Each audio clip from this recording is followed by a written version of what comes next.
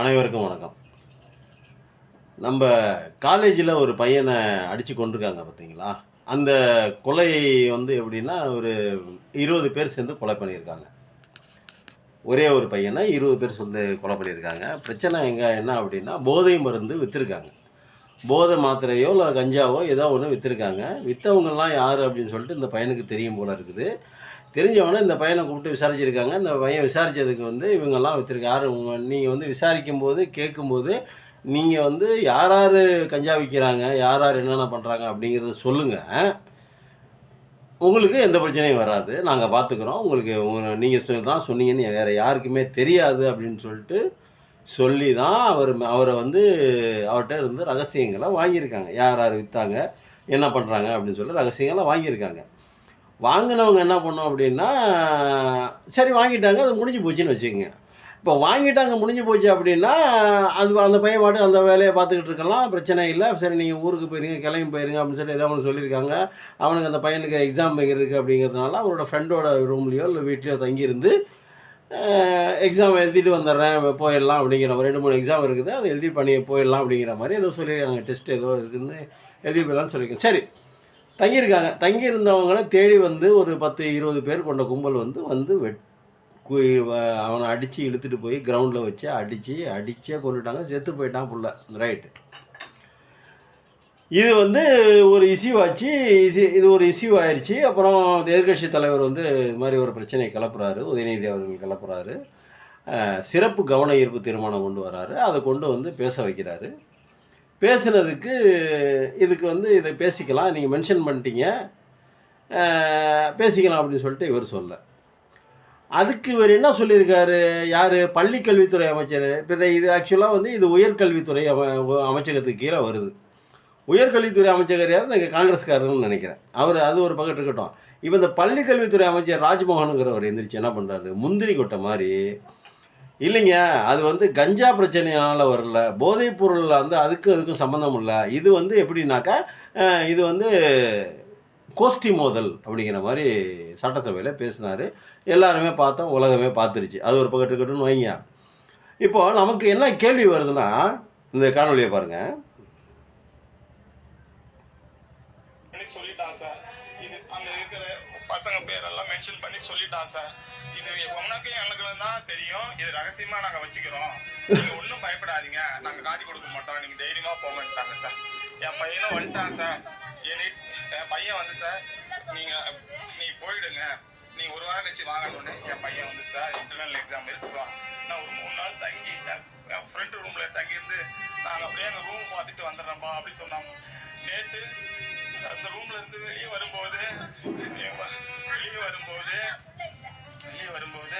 2 பேரும் ஸ்டீமன்கிறவனும் இவனும் காலேஜ் கிளம்பி வந்தாங்க சார். அந்த விஷயத்த அவங்க பசங்கள்கிட்ட சொல்லிட்டாங்க சார், உங்களை பத்தி இதுமாரிலாம் அந்த பையன் எழுதி கொடுத்துட்டான், அவன் அப்ரூவ் ஆகிட்டான் அப்படி சொன்ன உடனே சொன்ன உடனே சார் 20 பேர் சார், 20 பேர் பைக்கில் அந்த பையனை அடிச்ச உடனே அவன் ஓடிட்டான் சார். என் பையனை வண்டியில தூக்கி உட்கார வச்சு கூப்பிட்டு போயிடு சார். கிரவுண்ட்ல வச்சு சார், இரும்புல ஆடாலையும் கத்தியாலையும் ஊற்றி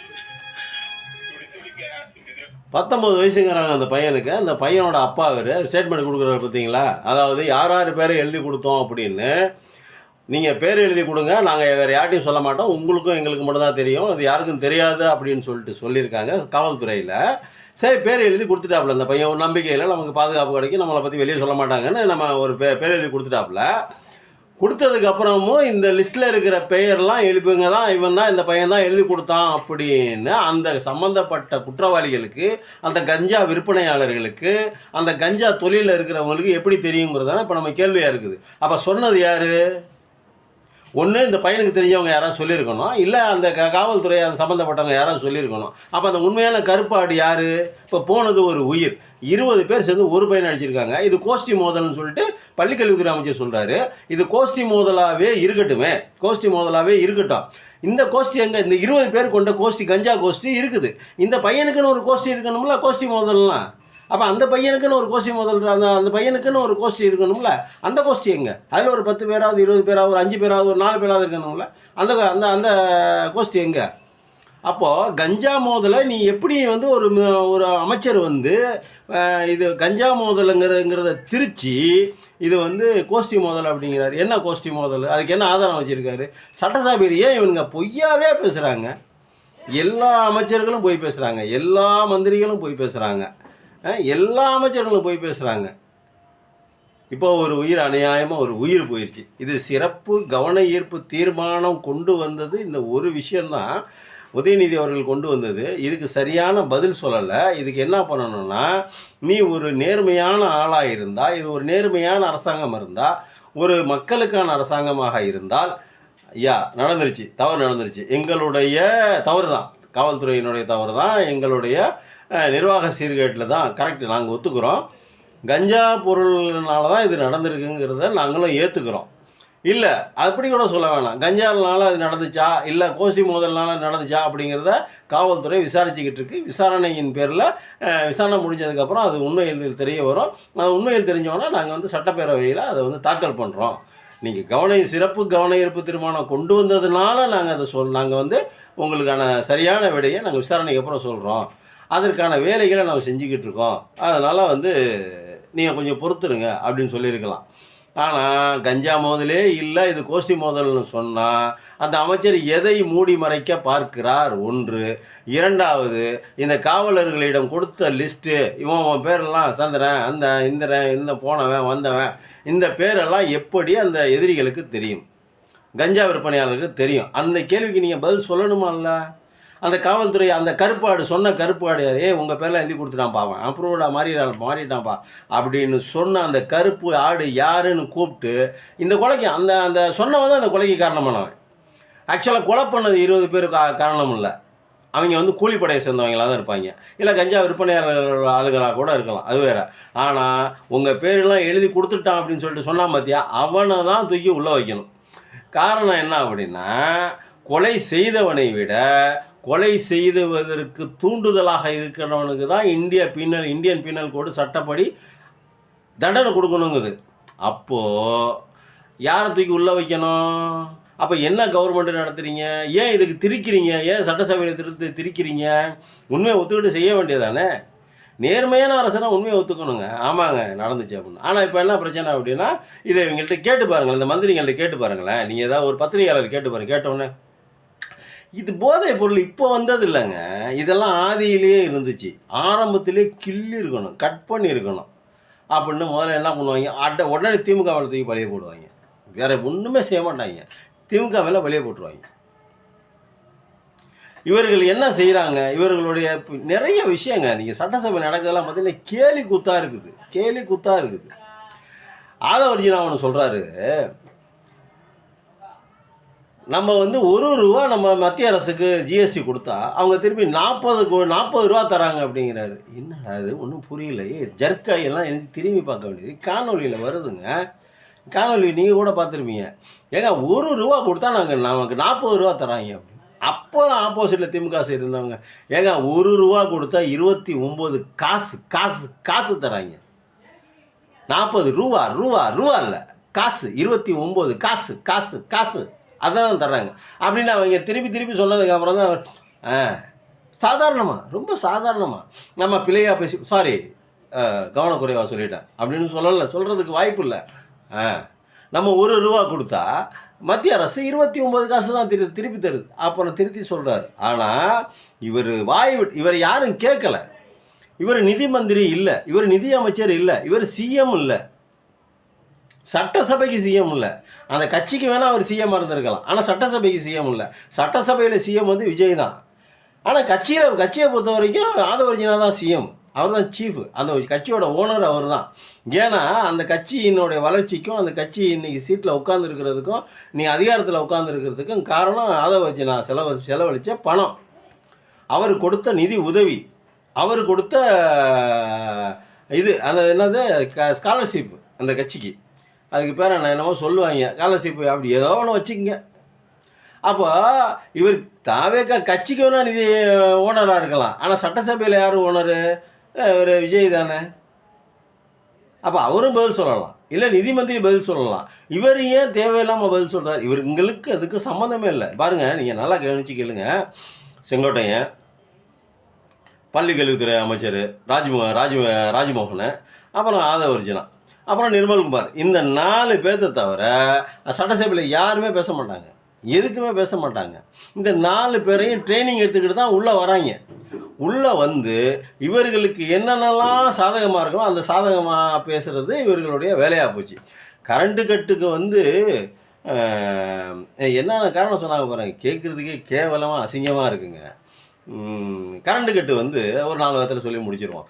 கரண்ட்டு கட்டு வந்து பார்த்திங்கன்னா ஆட்கள் பற்றாக்குறை ஒன்று, யாரோ செய்கிற சதி, யாரோ பீஸ் கடையை பிடிங்கிட்டு போகிறாங்க. பீஸ் கடையை பிடிங்கிறவன் மத்தியானம் 3 மணிக்கு பிடுங்குறான். ஆனால் கரண்ட்டு என்ன பண்ணாலும் சாயங்காலம் 7 மணிக்கு நிற்கிது. என்னடா 3 மணிக்கு பிடுங்குற? ஏங்க பீஸ் கடையை பிடுங்கணுன்னா கரண்ட்டு நிற்கணுமா இல்லையாங்க? அப்போல்லாம் நிற்கலைங்க. ஆனால் சாயங்காலம் 7 மணிக்கு நிற்கிது, சாயங்காலம் 8 மணிக்கு நிற்கிது, நைட்டு 10 மணிக்கு நிற்கிது கரண்ட்டு. என்னடா நடக்குது அப்படின்னா, பீஸ் கடையை பிடிங்கிட்டாங்க, அதனால தான் கரண்ட்டு கட் ஆகுது அப்படின்னு சொல்கிறாங்க. இந்த மந்திரிங்க சொல்கிறாங்க. எவ்வளவு கேடு கெட்ட கேவலமான பச்சை பொய்களை சொல்லக்கூடிய இடமாக சட்டசபை மாறிடுச்சு. அதாவதுங்க, மேடையில் பேசலாங்க, கட்சி மேடையில் பேசலாம், பிரச்சார மேடைகளில் பேசலாம், கட்சி கூட்டங்களில் பேசலாம், எவ்வளோ வேணாலும் பேசலாம், தப்பு சொல்லலாம், தவறு சொல்லலாம். ஆனால் சட்டசபைக்குள்ளே வந்தால் குறைஞ்சபட்சம் நீங்கள் நியாயத்தையாவது பேசணும்ல, குறைஞ்சபட்சம் உண்மையாவது பேசணும்ல. என்ன சொல்கிறாரு மின்சாரத்துறை அமைச்சர், பீஸ் கட்டை பிடிங்கிட்டு போயிட்டாங்க. இது வந்து அந்த ஊழியர்கள் செய்கிற சதி. எந்த ஊழியர்கள் செய்கிற சதி? அரசாங்க அந்த இபியில் இருக்கிற ஊழியர்கள் செய்கிற யாரோ தப்பு பண்ணுறாங்க, ஏதோ சரி செய்கிறாங்க அப்படிங்கிறாரு. இது அப்புறம் திமுககாரங்க தான் ஏதோ உள்ளார நுழைஞ்சு ஏதோ உள்ளடி வேலை பார்க்குறாங்க. திமுககாரங்க தான் ஆளை வச்சு பீஸ் கட்டையை பிடிங்கிட்டாங்க, அதனால தான் கரண்ட் கட் ஆயிடுச்சு. என்னையா அவங்க நியாயம்? இல்லை என்ன பேசுறதுன்னு தெரியாமல் பேசுகிறீங்க. 5 வருஷமாக பில்லு வந்துக்கிட்டு இருக்குது ஸ்டாலின் ஆட்சியில். ஆனால் இவர்கள் வந்து என்ன பண்ணுறாங்க, உடனே இவங்க வந்து ஒரு 2 மாதம் 2.5 மாதத்தில் பார்த்தீங்கன்னா 1500 கட்டினவனுங்கெல்லாம் 10,000, 2000 பில்லு கட்டுறவன்லாம் 18,000, 22,000. ஏடா இப்படியாடா கரண்ட் பில்லு வரும்? அது என்னடா கொடுமையாக இருக்குது. இப்போ ஒன்றும் இல்லை, அந்த குறிப்பிட்ட தேதியில் கரண்ட் பணத்தை கட்டலைன்னா அவன் குறிப்பிட்ட தேதியில் கடைசி நாள்னு சொல்லுவான், 20 நாள் டைம் கொடுக்குறான். அது வந்து இப்போ பீஸ் கட்டை இப்படின்ட்டு அவன் பாட்டு போயிடும். ஆனால் நம்ம கரண்ட் இல்லாமல் கிடக்க முடியாது அப்படின்னு வேறு வழி இல்லாமல் இது எங்கே போய் தீர்வு காண்றது? யார்கிட்ட போய் தீர்வு காண்றது? பணம் கட்டி தான் ஆகணும், வேறு வழி இல்லை. கடைசி நாள் வரைக்கும் பார்ப்பாங்க, சரி வேறு ஏதாவது மாற்றம் வருமா அப்படின்னு. ஒரு மாற்றமும் வராது. 17,000 கரண்ட் பில் வந்துச்சா, நம்ம தலையெழுத்து கட்டுறான். ஏடா போன மாதம் எவ்வளோ வந்துன்னு பாடுறா, போன மாதம் 1,400 ரூபா. ஆனால் இந்த மாதம் எவ்வளோடா, 14,000. என்னங்கடா 1,400 ரூபா எங்கே இருக்குது, 17,000 எங்கடா இருக்குது? என்னடா என்னமோ தமாசா இருக்குது.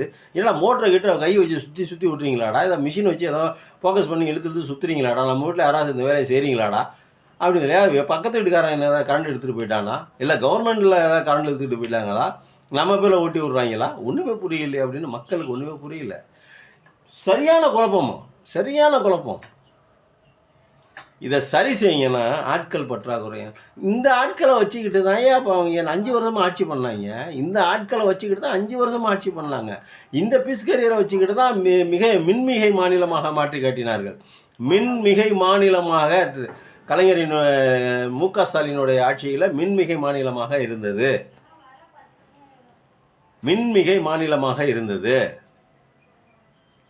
அப்போது நீங்கள் நல்லா யோசிச்சு பாருங்கள், இவர்களுக்கு நிர்வாகம் பண்ண தெரியல. அந்த சம்மந்தப்பட்ட அதிகாரிகளை தட்டி கேட்க முடியலை. ஏன் இந்த மாதிரி நடந்துச்சுன்னு கேட்குறதுக்கு துப்பு இல்லை, நாலேஜ் இல்லை, ஜென்ரல் அறிவுக்கு சுத்தமாக மலிங்கி போச்சு, வேலை செய்யலை. இவர்களுக்கு நிர்வாகம்னா என்னன்னு தெரியாது, ஆட்சினா என்னன்னு தெரியாது, எப்படி பண்ணணும்னு தெரியாது, எதுவுமே தெரியாது. ஆனால் அதிகாரத்தில் வந்து உட்காந்துக்கிட்டாங்க. கேட்குறதுக்கு எல்லாம் பொய்யா பொய். இன்னொரு விஷயம் சொல்லிடுறேன், அதையும் நம்ம